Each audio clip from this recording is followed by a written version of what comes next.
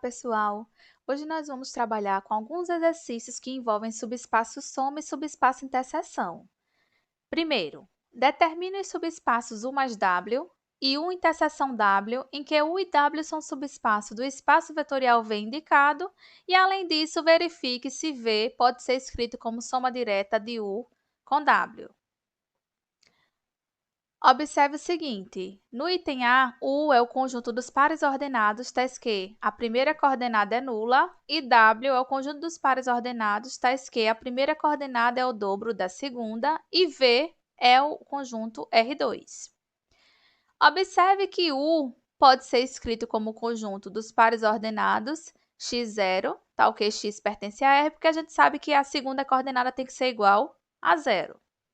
E W pode ser reescrito como o conjunto dos pares ordenados dessa forma, 2y, y, tal que y pertence a R, porque a gente sabe que a primeira coordenada tem que ser o dobro da segunda. Vamos verificar quem seria o subespaço interseção. Para isso, a gente vai começar com o vetor genérico U no subespaço U, então ele tem que ter a segunda coordenada 0, tá aqui o par x0, e vai verificar quais condições ele precisa atender para estar também no subespaço W. Então, esse vetor U vai pertencer a W somente se o que acontecer? Se a primeira coordenada for o dobro da segunda, ou seja, se x for igual a 2 vezes 0, ou seja, se x for igual a 0. Com isso, a gente percebeu o seguinte, que para um par ordenado pertencer tanto a U quanto a W, ele precisa ter as duas coordenadas nulas, ou seja, na verdade, ele é o vetor nulo do R2. Então, o subespaço interseção é o conjunto que contém apenas o vetor nulo de R2. Para identificarmos quem seria o subespaço soma, a gente começa com um vetor genérico em U, tá aqui, um par ordenado x0, e um vetor genérico em W, tá aqui, o vetor Vzinho, que é 2y, y. E vamos fazer a soma de U com V. Então, U é x0 e V é 2y, y, os pares ordenados, né? Então, somando coordenada a coordenada, fica primeira coordenada x mais 2y, segunda coordenada 0 mais y, tá aqui. Então, o subespaço soma tem que característica? Ele é o conjunto dos pares ordenados dessa forma, x mais 2y e y, tal que x e y pertencem ao conjunto dos números reais. A gente precisa verificar se, de fato, o R2 é a soma direta de U com W. De fato, a interseção só contém o vetor nulo do espaço. Então, o que falta a gente provar é que todo vetor em R2 pode ser escrito como soma de um vetor que está em U mais um vetor que está em W, tá? Se a gente conseguir mostrar isso, então, de fato, o R2 é a soma direta de U com W. Então, eu comecei aqui com um vetor genérico, um par ordenado xy em R2, e mostrei que ele pode ser escrito como essa soma de dois pares ordenados, em que a primeira coordenada de um, a segunda coordenada do primeiro é 0, ou seja, ele pertence ao subespaço U, e o segundo par ordenado tem a primeira coordenada como sendo o dobro da segunda, então ele pertence a W. E observe que quando eu somo aqui a primeira coordenada desse com a primeira coordenada desse, dá exatamente o x, e a segunda coordenada desse com a segunda coordenada desse outro dá y. Então, de fato, eu consegui escrever um vetor genérico de R2 como um elemento do subespaço U mais W. Então, a gente mostrou com isso que R2, de fato, é a soma direta de U com W. Se por acaso não ficar fácil para vocês identificarem quem seria esses dois elementos aqui, né, o que está em U mais o que está em V, que dá o vetor genérico do R2, você pode fazer a continha assim, ó.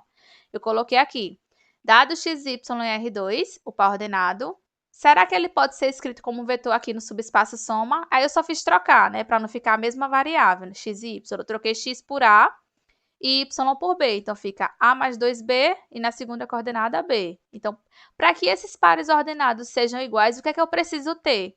Preciso ter A mais 2B igual a x, está aqui, e B igual a y. Então, quais vão ser os valores de A e de B? B, a gente sabe que é y, substituindo aqui, a gente fica com A mais 2y igual a x. Então, quem seria A? X menos 2y. Então, tá aqui. Então, eu posso escrever o vetor xy dessa forma, né? Trocando A por x menos 2y, B por y, então fica x menos 2y mais 2y, e a segunda coordenada, que seria o B, eu troco por Y, tá? Que é justamente essa soma aqui que eu escrevi. A diferença é que dessa forma aqui, né, a gente já tem o subespaço soma, a gente conhece os vetores que estão nele, que são com essa forma, então eu estaria escrevendo lá, né, x menos 2y mais 2y aqui na primeira coordenada e y na segunda. Enquanto aqui eu não tinha efetuado a soma ainda. Eu escrevi como um vetor que está em U primeiro, mais um vetor que está em W. Mas é a mesma coisa. Vocês podem escolher o que é que vocês preferem escrever, tá bom?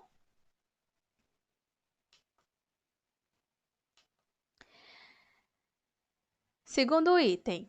Agora a gente vai considerar U como sendo o conjunto dos polinômios pertencente a P3 de R, ou seja, esse aqui é o conjunto de todos os polinômios de grau no máximo 3, com coeficientes reais na variável t, tá? Tais que a derivada de segunda ordem de P é zero, e W é o conjunto dos polinômios na variável t, certo? Que tem grau no máximo 3, com coeficientes reais, tais que a primeira derivada desse polinômio é igual a zero. E V é o espaço completo, né? P3 de R, que é o espaço de todos os polinômios de grau no máximo 3 com coeficientes reais, incluindo o polinômio nulo. Vamos lá. Temos que mostrar quem seria o subespaço interseção, quem seria o subespaço soma e se de fato P3 de R se escreve como soma direta desses dois subespaços.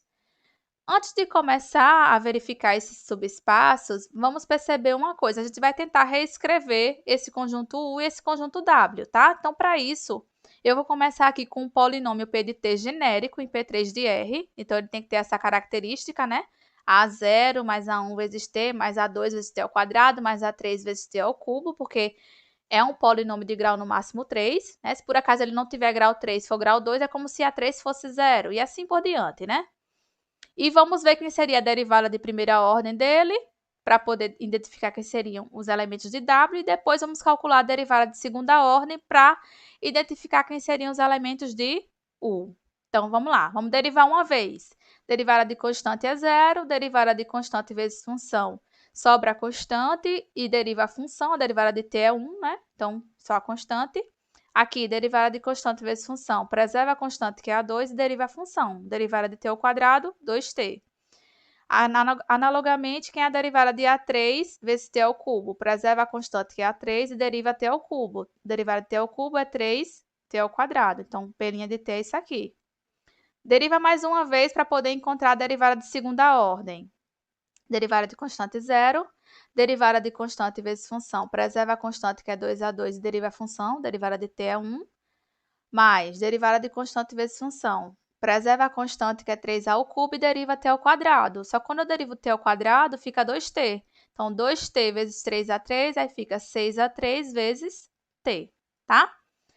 Pronto, aí vamos identificar agora os elementos de cada subespaço, U e W.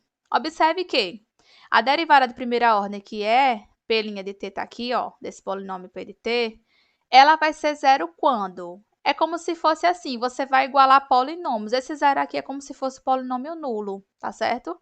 Então, é como se fosse zero vezes a constante, ou zero mais zero vezes t, mais zero vezes t ao quadrado, mais zero vezes t ao cubo. E a gente vai igualando os coeficientes de cada lado da igualdade, certo? Por exemplo, quem é a constante aqui, em P' de t? A1. Quem é a constante no polinômio nulo? Zero. Então, A1 tem que ser igual a zero. Quem é a constante que multiplica t desse lado esquerdo, que é o P' de t? 2A2. Quem é a constante do lado direito? Zero. Então, 2A2 igual a zero significa que A2 tem que ser igual a zero. Analogamente, quem multiplica t ao quadrado no polinômio P' de t é 3A3. E do lado direito da nossa igualdade é zero. Então, 3A3 sendo zero, então é porque A3 também é zero. Então, a gente descobriu que A1, A2 e A3 obrigatoriamente têm que ser iguais a zero para que P' de t seja zero. Ou seja, a gente já consegue ver que seriam os elementos do subespaço W, né? Porque seriam os elementos P de t, tá aqui, ó. Tá escrito que P' de t é zero, só que P' de t é zero quando? Quando A1, A2 e A3 forem zero. Então, o que é que sobra aqui em P de t? Somente o coeficiente A0. Então, W é o conjunto dos A0s, tá o quê? A0 pertence a R. A mesma coisa a gente vai fazer com a segunda derivada de P. Então, P duas linhas de T é igual a zero quando? É só igualar, né?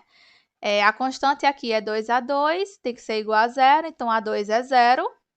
A constante aqui que multiplica T é 6A3, tem que ser igual a zero, então A3 tem que ser igual a zero. Então, para que a derivada de segunda ordem de P seja zero, eu tenho que ter A2 e A3 iguais a zero. Então, P de T é o quê? Da forma A0 mais A1 vezes T. Então, o subespaço U é justamente esse. É o conjunto dos polinômios dessa forma. A0 mais A1 vezes T, tal que A0 e A1 pertencem ao conjunto dos números reais. Pronto, agora eu acho que facilitou nossa vida, né? Então, quem seria a interseção de U com W? Eu acho que esse é até mais fácil de ver, né? Porque a gente já percebe aqui que U é o conjunto dos polinômios de grau no máximo 1. E W é o conjunto dos polinômios de grau 0, porque só tem a constante. Então, quem seria a interseção dos dois conjuntos? O próprio W, que é o conjunto que só contém as constantes reais, tá certo? Pronto, agora vamos para o subespaço e soma. Para o subespaço e soma, a gente vai fazer assim. Para não ficar as mesmas constantes, né, do subespaço para a gente fazer a soma correta, aí quando eu for considerar um elemento aqui em W, eu vou trocar A por B, tá certo? No lugar de A0 vai ser B0. Então, vamos lá. Sejam P de T um elemento em U, ou seja, ele tem que ser da forma A0 mais A1T, e Q de T um elemento em W, ou seja, aquele T tem que ser da forma constante, né? Então, Q de T tem que ser igual a um B0 pertencente aos reais, tá certo? Bom, quem seria a soma de P de T com Q de T? Seria essa, é só somar, né? A0 mais A1T mais B0. Então, só fiz juntar aqui, né? A comutatividade dos reais. Então, inverti. Então, ficou A0 mais B0 mais A1T, só para vocês verem que essas primeiras parcelas aqui pertencem ao conjunto dos números reais, porque é a constante. E aqui é mais uma constante vezes T, tá? Então, quem seria o subespaço soma? Seria o conjunto dos polinômios de que forma? A0 mais B0 mais A1T, tá ok? A0, B0 e A1 pertence a R. Aí daqui a gente pergunta, será que esse P3R, conjunto de todos os polinômios de grau no máximo 3, é a soma direta de U com W? Não, por quê? Primeiro que a interseção não contém apenas o vetor nulo do espaço, que seria o zero, né? O polinômio nulo. Ela contém, por exemplo, o polinômio igual a 1, igual a 2, qualquer constante real diferente de zero também ele contém. Além disso, será que um polinômio de grau no máximo 3 pode ser escrito como soma de elementos que estão em U e em W? Não, por quê? Porque, por exemplo, pega um polinômio de grau 3 ou de grau 2, ele não está aqui nesse subespaço soma. Então, de fato, P3 de R não é escrito como a soma de U mais W, tampouco soma direta, ok? Terceiro exemplo. V, agora é o conjunto de todas as matrizes de ordem 2 por 2 com entradas reais. U é o conjunto das matrizes de ordem 2 por 2 em que os elementos que estão na posição 1, 2 e 2, 1 são iguais a zero. E W é o conjunto das matrizes de ordem 2 por 2 com entradas reais, tais que os elementos nas posições 1, 1 e 2, 1 são iguais a zero. Bom, vamos ver quem seria o subespaço interseção. Então, para isso, eu vou pegar uma matriz genérica, que é um elemento de U, né? E vou ver quais condições ela precisa ter para também pertencer ao subespaço W. Então, vamos lá. Seja A um elemento em 1, a matriz é aqui. Então, ela tem que ter essa característica, né? Os elementos da posição 1, 2 e 2, 1 iguais a zero. Ok.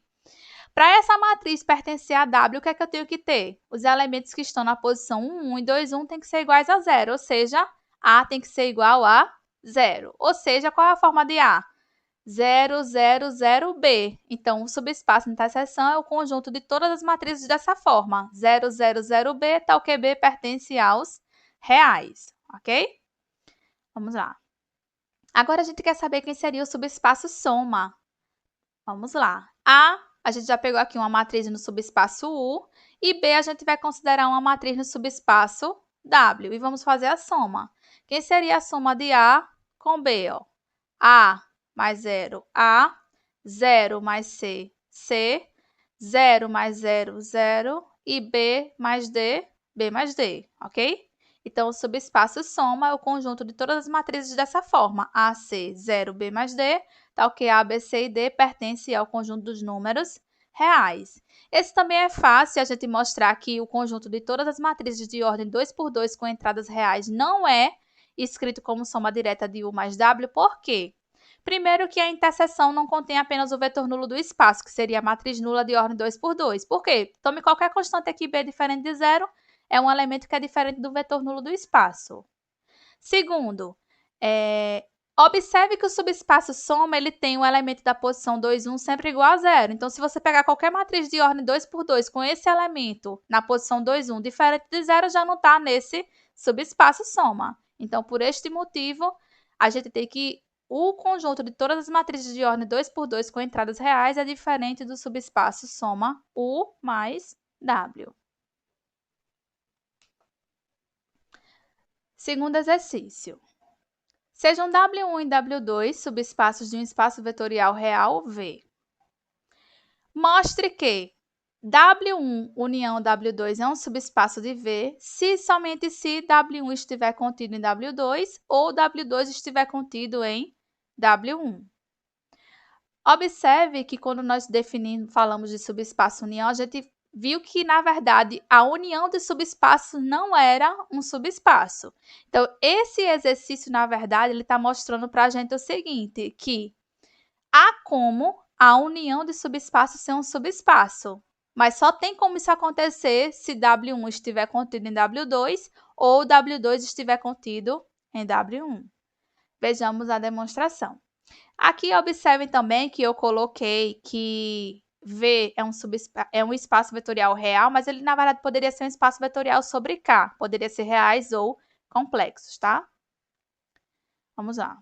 Sejam W1 e W2 subespaços de um espaço vetorial real V. Então, isso vai servir tanto para a ida do teorema como para a volta. Vamos provar a primeira ida. A primeira volta que é o mais fácil. Vai supor que se W1 está contido em W2 ou W2 está contido em W1, a gente vai mostrar aqui a união é um subespaço de V, tá? Então, vamos lá. Se W1 está contido em W2, o que é que a gente tem como sendo a união de W1 com W2? O maior, que é W2, que já é um subespaço vetorial de V. Então, a união vai ser um subespaço também. Se W2 estiver contido em W1, quem vai ser a união dos dois? O maior, que é W1, que já é um subespaço de V. Então, em qualquer um dos dois casos, a união vai ser um subespaço de V. Agora, vamos provar a parte mais difícil, que seria supor que a união é um subespaço de V e provar que ou W1 está contido em W2 ou W2 está contido em W1. Vamos lá. Suponha que W1 união W2 é um subespaço de V. A gente vai utilizar o método de demonstração por redução ao absurdo. Vai supor a hipótese verdadeira e a negação da tese verdadeira para chegar num absurdo. Só que negar esse ou é a mesma coisa de você negar cada afirmação aqui e trocar o ou pelo i. Ou seja, vamos supor que W1 não está contido em W2 e W2 também não está contido em W1, ok? Bom, de W1 não estar contido em W2 é porque existe algum elemento em W1 que não pertence a W2, né? Então, a gente vai chamar esse elemento de W1. Então, W1 pertence a W1, mas não pertence a W2. De W2 não estar contido em W1, também existe pelo menos um elemento nele, em W2, que não pertence a W1. Vamos chamar esse elemento de W2. Então, W2 pertence a W2, mas não pertence a W1. Porém, W1 estando em W1 e W2 estando em W2, então ambos pertencem à união do subespaço, porque um pertence a um e o outro pertence ao outro. Então, os dois pertencem à união, que é um subespaço por hipótese, né? De um subespaço vetorial de V. Então, se eles pertencem a esse subespaço vetorial, então eu posso afirmar que a soma deles também pertence ao subespaço união, certo? Mas se a soma pertence ao subespaço união, então é porque a soma pertence ou ao primeiro conjunto ou ao segundo conjunto. Então, vamos lá, temos dois casos a considerar. Ou W1 mais W2 pertence ao subespaço W1, ou W1 mais W2 pertence ao subespaço W2. Vamos ver cada caso. Se W1 mais W2 pertencer a W1, Veja o que a gente vai fazer. A gente vai escrever assim, ó. O inverso de W1 mais essa soma, W1 mais W2. Isso aqui dá o quê, ó? Um elemento mais o seu inverso dá o vetor nulo do espaço. Então, o que é que sobra aqui? W2. Só que veja, aqui eu tenho um elemento que está em W1. E a soma, a gente viu que ele está onde? Em W1, por hipótese, né? Tá aqui, ó. Se W1 mais W2 pertencer a W1, né? Então, eu tenho soma de elementos que está em W1, que é um subespaço, então ainda permanece no subespaço. Só que essa soma, pessoal, deu W2. Então, o que está dizendo aqui é que W2 pertence a W1. Mas a gente sabe o quê? Que W2 não pertence a W1. Então, eu gerei o que com isso? Um absurdo. Agora, a gente vai ver a outra possibilidade, que é W1 mais W2 pertencer a W2, tá certo? Vamos lá. Se W1 mais W2 pertencer ao subespaço W2, a gente pode fazer o mesmo truque, parecido, né? Que seria o seguinte.